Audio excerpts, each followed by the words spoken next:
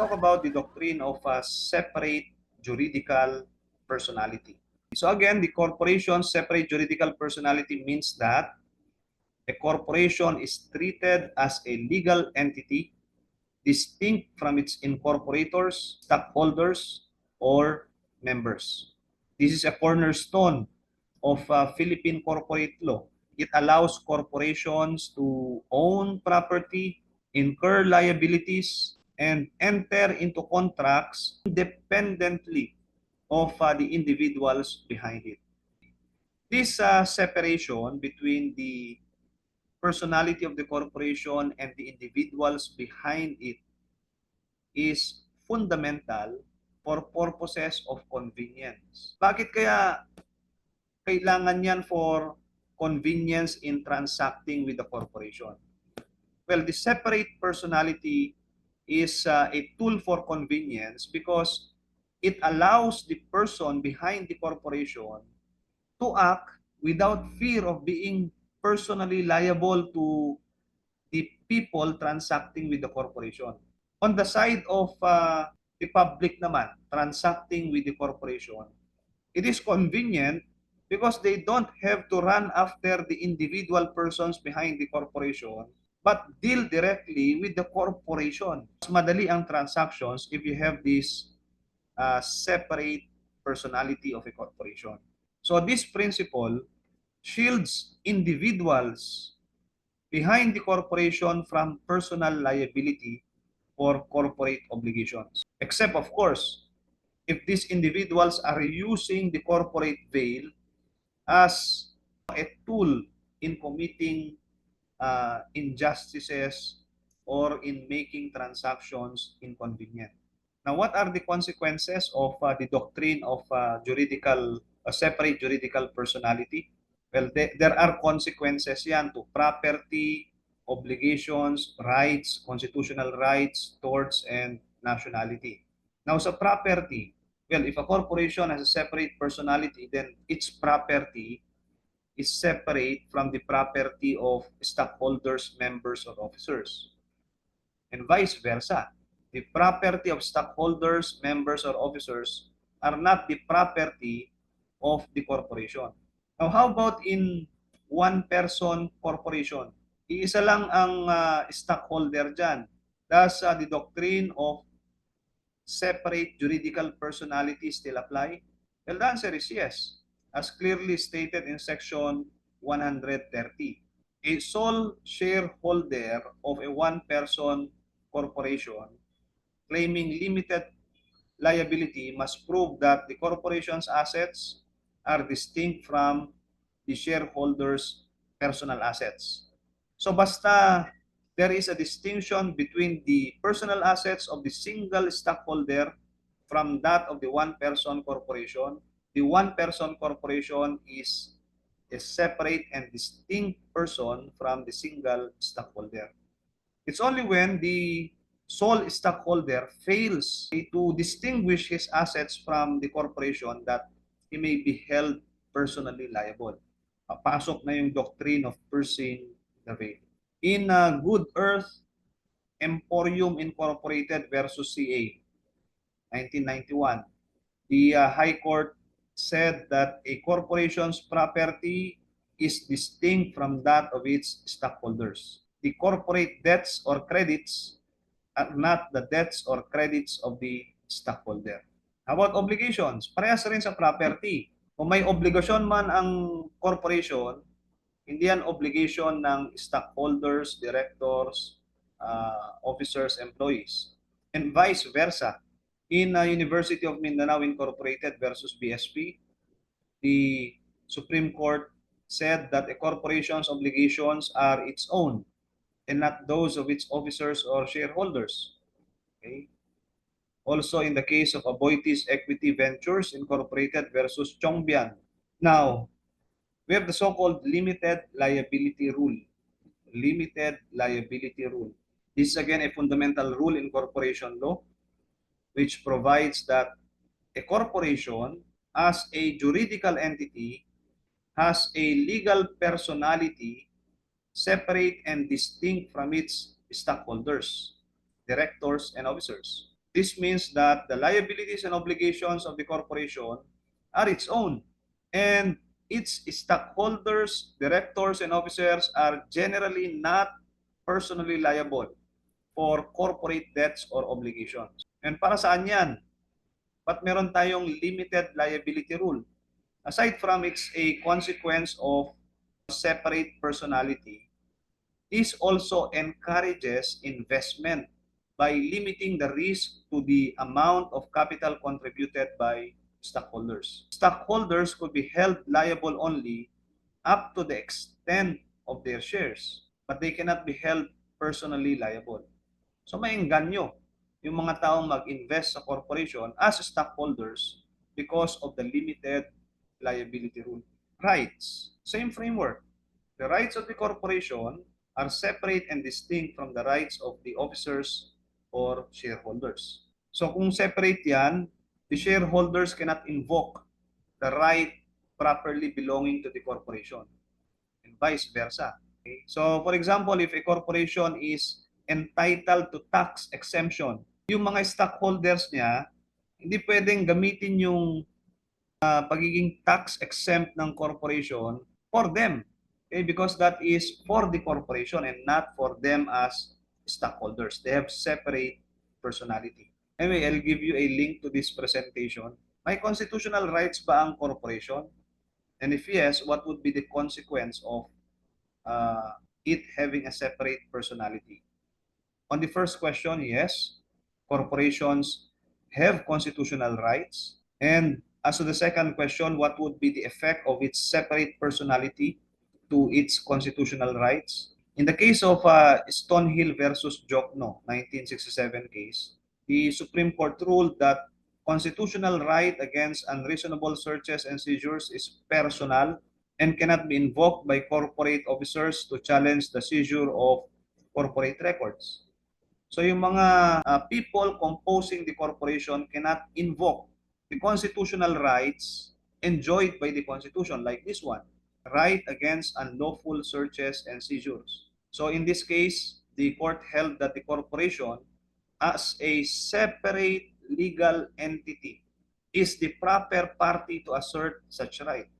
So kung walang warrant, search warrant yung mga police or yung mga nag-investigate, tapos they seized corporate documents, sinong pwedeng mag-raise ng right against unlawful searches and seizures para hindi ma-introduce na evidence sa korte yung mga kinuha ng mga persons of authority? It's not the corporate officers, but the corporation. Okay? What particular constitutional rights can a corporation enjoy? Well, basically in Section 1 of Article 3, right to due process, right to equal protection, right to property. All of these can be enjoyed by or exercised by the corporation. But the corporation do not enjoy all constitutional rights. For instance, okay, yung mga rights that are personal, like the right to vote, yung natural right rin, right to marry, because its artificial nature makes it impossible for it to exercise that right. Then torts, pwede bang maging liable ng torts ang corporation? The answer is yes. Okay. Will the tort or the negligent act committed by the corporation, okay, be attributable to the officers and shareholders? The answer is generally no, okay, because the liability of the corporation are distinct from those of its officers and shareholders. Okay. Nationality, automatic ba na porket lahat ng stockholders are foreigners, the corporation is already a foreign corporation? The answer is no. Because the nationality of a corporation is separate and distinct from the nationality of its stockholders or members. The only exception is in case of investments and corporations engage in nationalized or partly nationalized activities, where the nationality of stockholders would determine the nationality of a corporation, allowing it to engage in strategic activities. Malapit na po nating matapos yung general principles. We have only two topics now, the doctrine of piercing the corporate veil and the trust fund doctrine. Anyway, before the last stint of the lecture for tonight, we'll have a 5-minute break ulit. Okay? So that hindi tayo ganong burn out. 5-minute break.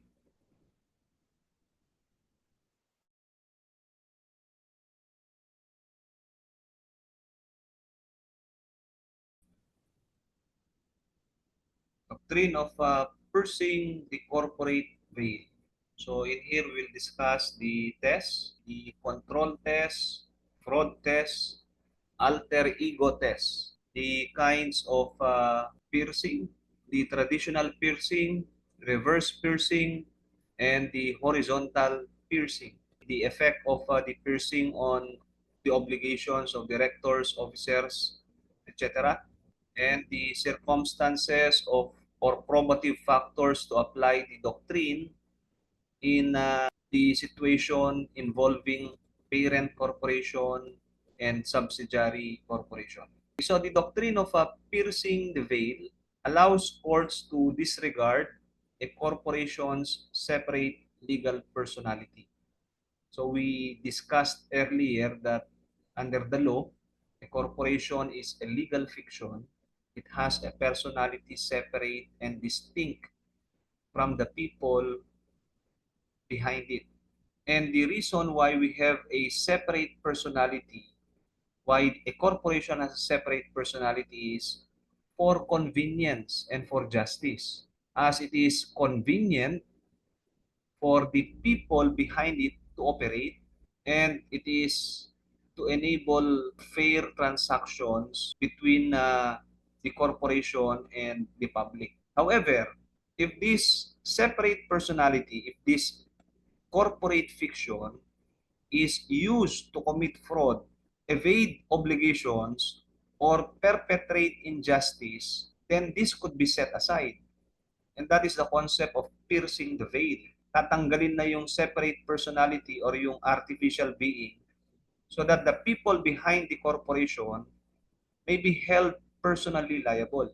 So in a simple sense, if the very purpose of this artificial creature having a separate personality will be forfeited, meaning instead of making transactions convenient, nagiging inconvenient ang mag-transact sa corporation, then it will be set aside.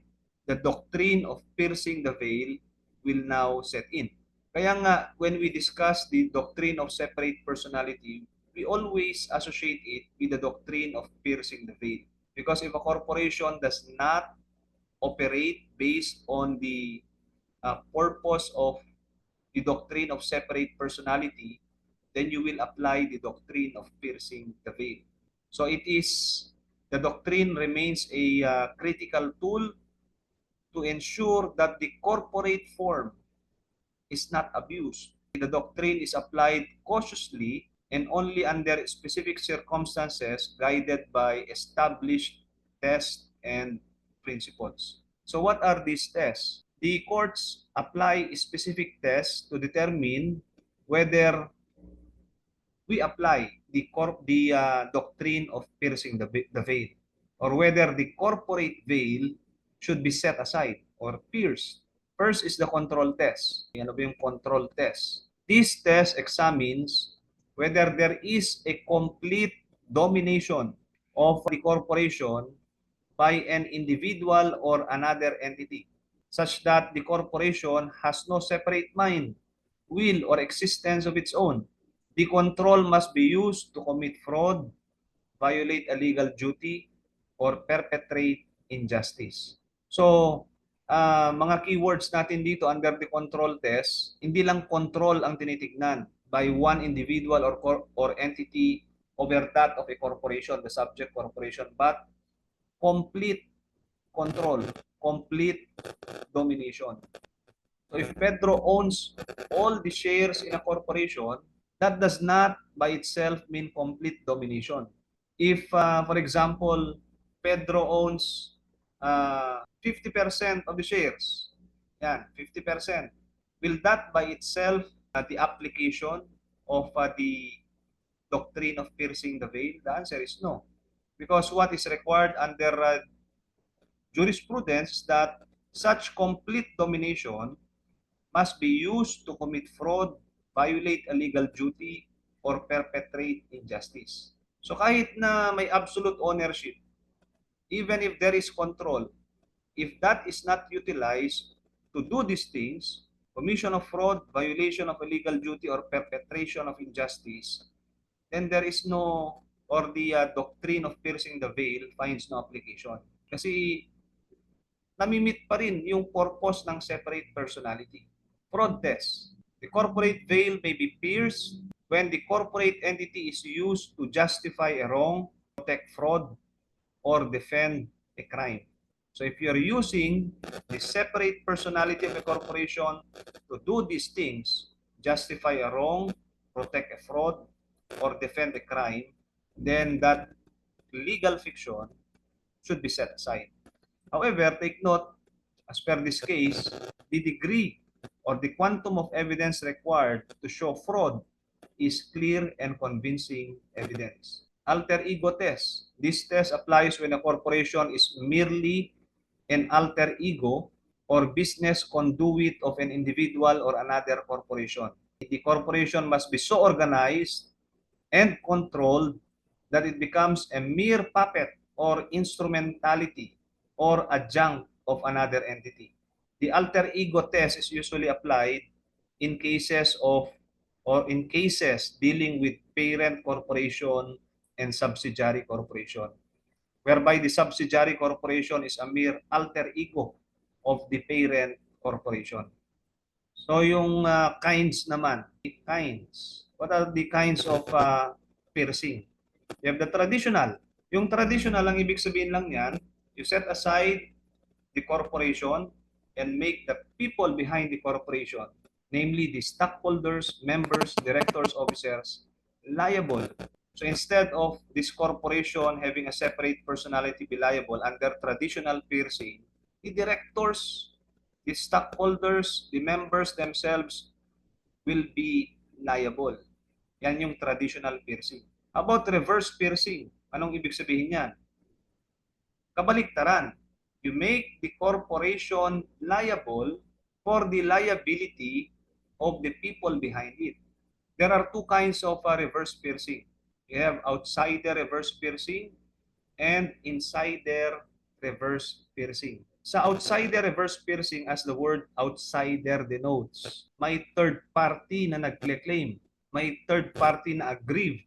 And what the third party seeks to do is to make the corporation liable for the actions of the people behind it. Why do we say that there is piercing? Kung in reverse piercing, you still recognize the existence of a corporation. There's still piercing because you treat the corporation as the people behind it, such that the liability of the people behind the corporation is the liability of the corporation itself. So wala nang separation of personality. Kaya may piercing the veil pa rin in reverse piercing. How about in insider reverse piercing? As the word insider denotes, ang mag-claim na wala talagang separate personality are people inside the corporation. So, directors, stockholders, or members may prosecute a right or an interest properly belonging to a corporation as if these are theirs. So sila na ngayon ang magko-continue nung kaso na dapat corporation ang mag-i-initiate. Thus, showing that there is really no distinction between their personality and that of the corporation. Now let's look at some jurisprudence in outsider reverse piercing. It is when a party with a claim, meaning a third person, against an individual or corporation attempts to be repaid with assets of a corporation owned or substantially controlled by the defendant. So in the case of International Academy of Management and Economics versus Leeton and Company Incorporated 2017, you have an instance where a third-party creditor filed a case against a member of a corporation. But in asserting his claim, he made the corporation liable. Tignan nyo, may tatlong parties dito. You have a third-party creditor, you have a corporate insider, and you have the corporation. The third party has a claim against the corporate insider, not against the corporation, but against the corporate insider. But in order to recover, ang ginawa nung third-party creditor is to run after the assets of the corporation. Where is piercing there? Saan nangyayari yung setting aside of the separate personality of the corporation? That happens when you make the corporation liable for the liability of the corporate insider. That's outsider reverse piercing. Insider reverse piercing naman, it was also, you could also discern that from that same case. This occurs when controlling members of a corporation disregard the corporate fiction to gain benefits, such as protecting personal assets or asserting corporate rights. So it's the controlling members, the insider themselves, that prosecute for and in behalf of the corporation, as if the rights of the corporation are really their rights. Insider reverse piercing yan. So in both instances ng reverse piercing, the corporate veil is set aside because the liability or the rights of the people behind the corporation are enforced through the corporation. Horizontal piercing. Ano ba nangyayari yung horizontal piercing? If you have two corporation, horizontal siya kasi they are on the same level. Parehas silang corporations, but these corporations really are not distinct persons, but they are only one corporation. Horizontal piercing ang tawag dyan. It applies when two corporations owned and controlled by the same parties are treated as a single entity to protect the rights of third parties. Like in the case of Kaimo Condominium Building Corporation versus Leverne Realty and Development Corporation, 2023. So horizontal, dalawang corporation treated as one. Piercing yan because you set aside their separate personality. Reverse piercing, you make the corporation liable for the liability of the people behind the corporation. Traditional piercing, you make the people behind the corporation liable and you set aside the corporate fiction. Now, as to the obligations of directors, officers, Section 30, directors or officers are personally liable for damages if they willfully and knowingly vote for or assent to unlawful acts, act in bad faith, or acquire interest adverse to the corporation. Well, this manifests the doctrine of piercing the veil, although it's not expressly stated in the wordings of the RCC. Diba yung sa limited liability doctrine, hindi mo pwedeng gawing personally liable yung mga directors, officers, stockholders. But if you apply the doctrine of piercing the veil, walang limited liability dyan. Okay? Because the apparent liability of the corporation is the liability of the directors and officers. Because the directors or officers cannot use as a shield from liability the corporate fiction. And lastly, pagdating naman sa parent corporation, subsidiary corporation, kailan natin masasabi na hindi talaga ibang corporation yung subsidiary? Isa lang yan. Parehas lang sila yan sa parent corporation. Okay? Nagmamanipulate lang sila. Sinasabi nilang dalawang corporation pero isang corporation lang sila. Now we have circumstances or probative factors to apply the doctrine of piercing the veil to set aside this division between a parent and subsidiary corporation and treat them as one. So these are the factors. The ownership of capital stock. If the parent corporation owns all or most of the subsidiaries' capital stock, that is an indication of the probable application of the doctrine of piercing the veil. Pero on its own, kung yan lang ang factor, hindi automatic na i-apply yung doctrine of piercing the veil.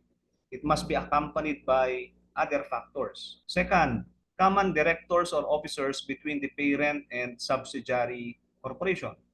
If these two corporations share the same directors or officers, indicator rin yan. Financial dependence. If the subsidiary corporation depends on the parent corporation because the latter finances or pays all the expenses and losses of the subsidiary corporation. Inadequate capitalization. The subsidiary has grossly inadequate capital to operate independently as it is fully dependent on the parent corporation. Control over business operations. If the parent corporation controls the subsidiary's business operations to the extent of eliminating its independence, another factor. And lastly, if the parent corporation uses the subsidiary corporation for fraud or evasion. Okay? So a combination of these factors will allow the application of piercing the veil. And last in our list for the first topic, general principles, we have the trust fund doctrine. The trust fund doctrine ensures that the capital stock, property, and other assets of a corporation are preserved as a trust fund for the satisfaction of corporate creditors. Meaning, the capital, the property, and assets of a corporation are there as a source of payment for corporate creditors. So kung magbabayad man or gagamitin man ng corporation yung pera niya, yung assets niya, ang unang babayaran dapat ay yung corporate creditors. Now, by legal implication, the doctrine prohibits the distribution of capital assets to stockholders. Hindi mo pwedeng unahin yung stockholders. Dapat ang unang bibigyan kung mababawasan man yung corporate assets ay yung corporate creditors. Because lahat ng to, capital stock, property, and assets compose a trust fund. Binigay yan sa corporation, pambayad sa corporate creditors. It's only when all the debts to corporate creditors are satisfied that corporate assets can be distributed to other persons, including stockholders. Now, what specific sections in the RCC reinforce the doctrine of trust fund? Section 30.